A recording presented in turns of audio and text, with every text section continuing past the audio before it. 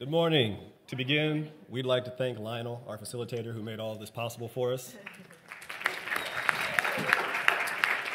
We grappled with the question of how to create opportunities for students pushed out of formal education.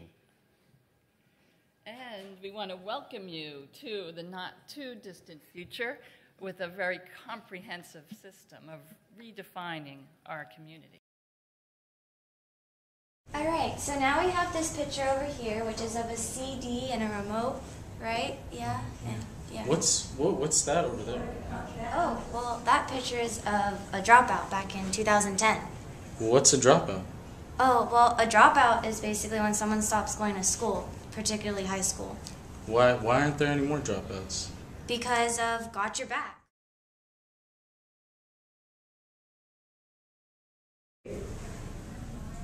Brian was pushed out of formal education, initiating the Got Your Back system. The Got Your Back system begins with a visit from the Dropout Concierge. This could be done either virtually or in the real world. The Dropout Concierge will explain to you that in your community are a series of icons that will allow you to engage with your community. And through this engagement, you will be allowed to keep learning, earn credits, get investments, go to summer camp, intern and earn, and stay in the game. You will notice that the Got Your Back logo is everywhere.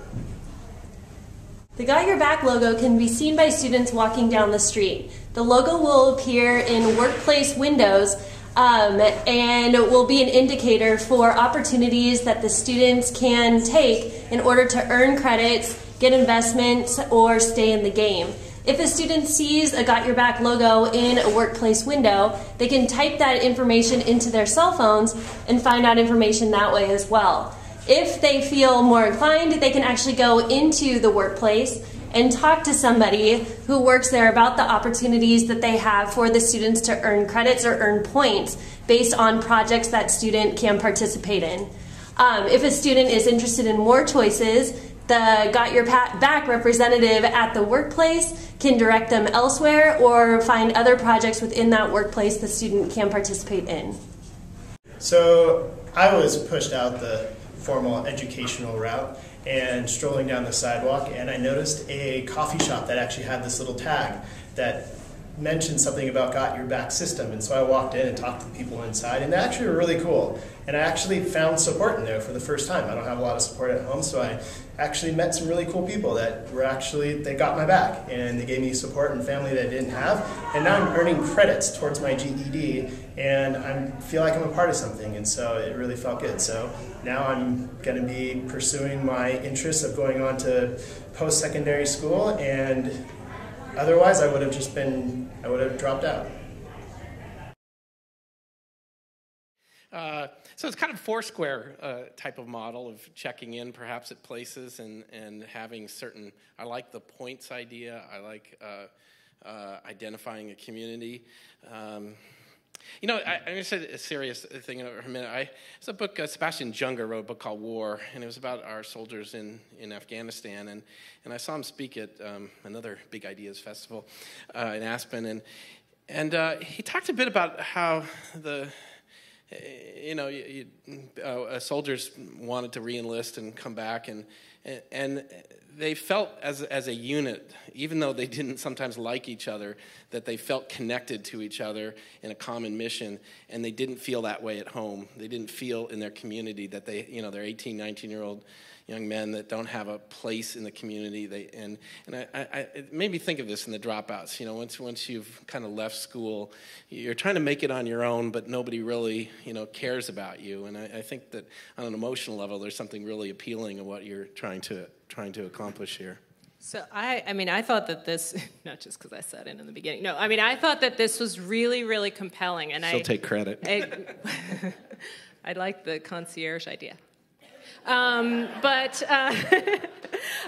think, what I loved about this was the idea, again, these presentations where we're hearing about a community embracing a student. What I think has been missing is how do I, as a student, know who's out there and open to having these conversations? Because not every grown-up really wants to have those conversations. And so I love the idea that there's this logo, and I think I'm getting, that there's a logo, and that I can go to any store. I know who else is part of that community that's supporting me. I thought the name was great. Got your back. I actually want a T-shirt. Like, I think this is something that we could so easily go back and do. Okay, there's clapping. Is that for the T-shirt? Yay, T-shirts.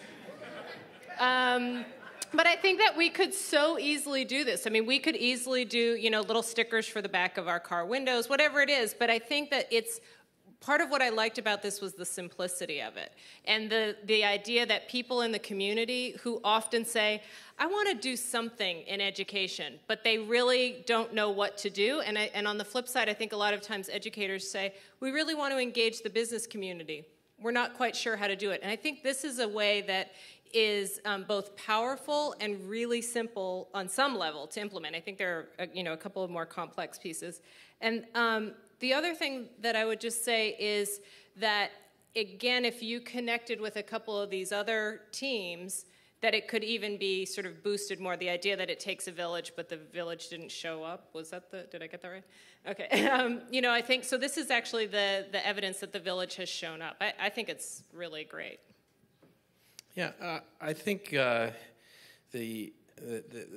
theme that we talked about with the mentor groups over here, the build group, a similar way of just organizing these available human resources in ways that are kind of lightweight, less formal than, say, a Big Brothers or that kind of thing, of just making a connection possible. It would also be interesting to, you have also a system in a sense for rating those people that are the most valuable, the people that did spend time and creating recognition for them in the community. The coffee shop owner, the ice cream store person might actually be very good. And the thing that I always hear from kids in out of context of school is they're really looking for real experiences. They're really looking for people that are doing something with their lives, and they want to relate to that and understand that. So there's a really interesting program on there. And I have a question for the T-shirt. Does the logo go on the front or the back? Oh. Both? Okay. That's getting a little cluttered. I'm going to let you guys crowdsource the T-shirt. But I want another T-shirt. So the other T-shirt I want is, somebody in this group actually, when we were brainstorming, said, everyone's a dropout of something. And I loved that. I can't remember who said that. It was a gentleman. He's not here. Okay, I'll take full credit. I said, he dropped out. You're right. Oh, my God, he dropped out. Why didn't you guys save him?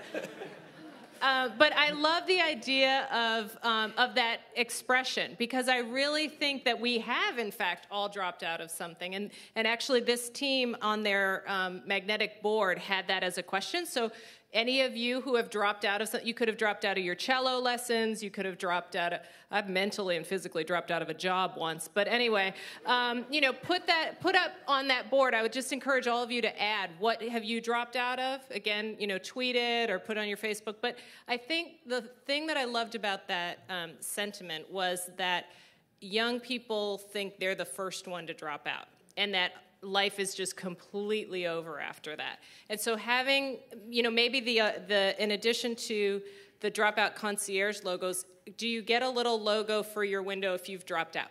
Like, if you're willing to admit I was a dropout, or you have it on a T-shirt, I think that shows them, like, wait a second, there's actually some sort of hope there.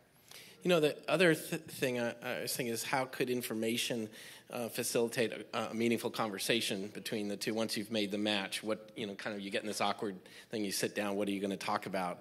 And I was thinking of something like the Learning Mash or some other things where, this person could talk about their trajectory or their path through the world, where they had a degree or where they didn't, and how they got to where they are, and just sort of exchanging that. And I could even see some kind of representation where you kind of worked on a map together, and you came out with something like that. That'd be great, a Google map that shows. Sorry. Yeah. Okay. Well, thank you very much.